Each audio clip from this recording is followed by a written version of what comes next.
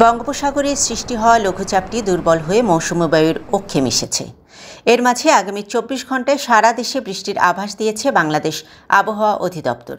সেই সঙ্গে কোথাও কোথাও মাঝারি থেকে ভারী কিংবা অতি ভারী বৃষ্টি হতে পারে। আবহাওয়া অফিস জানিয়েছে, বৃহস্পতিবার ২৬ সেপ্টেম্বর দেশের বেশিরভাগ জায়গায় বৃষ্টির সম্ভাবনা রয়েছে।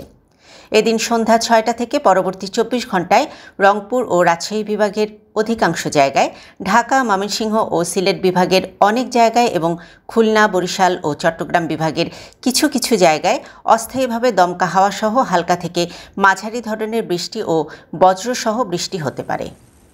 তবে রংপুর বিভাগে বৃষ্টি একটু বেশি হতে পারে। সেই সঙ্গে দেশের কোথাও কোথাও মাঝারি ধরনের ভারী থেকে ভারী বর্ষণ হতে পারে। সারা দেশে দিনের তাপমাত্রা ১ থেকে ৩ ডিগ্রি বৃদ্ধি পেতে পারে এবং রাতের তাপমাত্রা প্রায় অপরিবর্তিত থাকতে পারে।